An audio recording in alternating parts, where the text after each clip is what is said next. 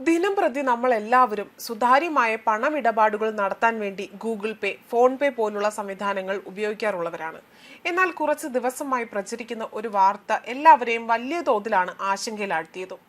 2000 രൂപയ്ക്ക് മുകളിൽ UPI ഇടപാടുകൾ നടത്തുമ്പോൾ GST നൽകേണ്ടി വരും, അധിക തുക സർക്കാർ ടാക്സ് ഇനത്തിൽ ഈടാക്കും എന്നതൊക്കെയായിരുന്നു പ്രചരിച്ച വാർത്തകൾ.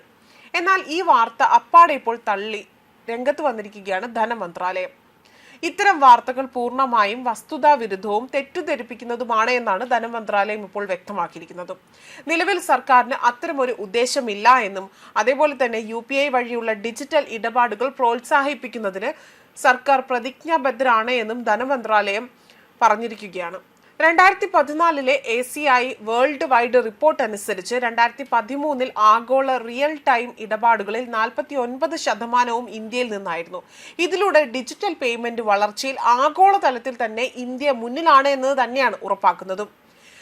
ഈ ഒരു കാര്യങ്ങൾ ഇത് റിപ്പോർട്ട് ചെയ്തിരിക്കുന്നത് കേന്ദ്ര മന്ത്രാലയം പുറത്തുവിട്ട കുറിപ്പിൽ തന്നെയാണ് പറയുന്നത്. 2014 റിപ്പോർട്ട് അനുസരിച്ച് 2023 ആഗോള റിയൽ ടൈം ഇടപാടുകളിൽ 49% ഇന്ത്യയിൽ നിന്നായിരുന്നു.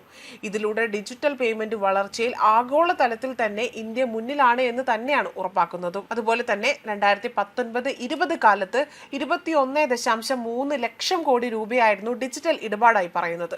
2015 മാർച്ചോടുകൂടി ഇത് 260.56 ലക്ഷം കോടിയായി വർദ്ധിച്ചുവെന്നും ഇത് ഡിജിറ്റൽ പേയ്മെന്റ് രീതിയിൽ വലിയ വർധനവാണ് സ്വീകരിച്ചിരിക്കുന്നതെന്നാണ് സൂചിപ്പിക്കുന്നതും. അതേസമയം ഡിജിറ്റൽ പേയ്മെന്റുകളിൽ വർദ്ധിച്ചതോടെ തന്നെ ഇപ്പോൾ കറൻസി നോട്ടുകളുടെ ഉപയോഗവും കുറയുന്നുവെന്ന പഠനങ്ങളും പുറത്തു വരുന്നുണ്ട്. റിസർവ് ബാങ്കാണ് പഠനം പുറത്തുവിട്ടിരിക്കുന്നത്. ഡിജിറ്റൽ ഇടപാടുകൾ കൂടുന്നതാണ് ഇതിന് കാരണമായി പറയുന്നതും.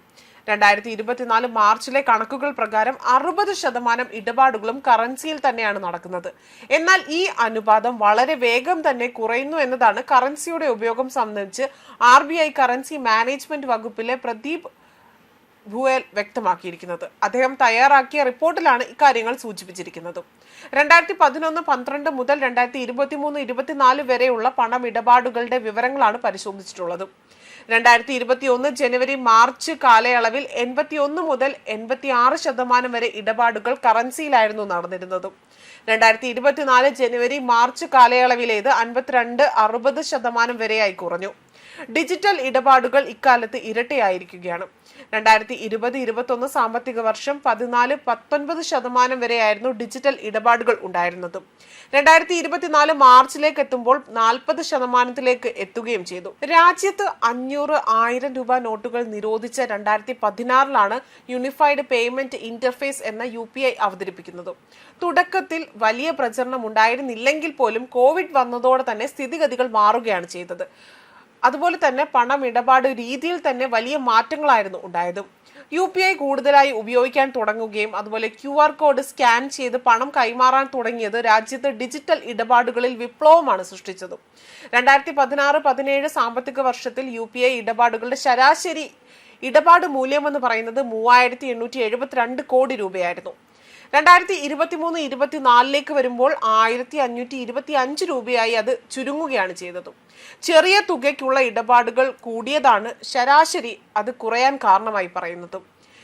ഇപ്പോഴും ചെറിയ ഇടപാടുകൾക്ക് പണമാണ് കൂടുതലായി തന്നെ ഉപയോഗിക്കുന്നത്. പൊതുവിപണിയിലുള്ള കറൻസിയും മൊത്തം ആഭ്യന്തര ഉൽപാദനവും തമ്മിലുള്ള അനുപാതം എന്ന് പറയുന്നത് 2020-21 13.9% 2023-24 വരുമ്പോൾ 11.5% ചുരുങ്ങിയതായും പഠനങ്ങൾ ചൂണ്ടിക്കാണിക്കുന്നുണ്ട്. ന്യൂസ് ഡെസ്ക് കർമ്മ ന്യൂസ്.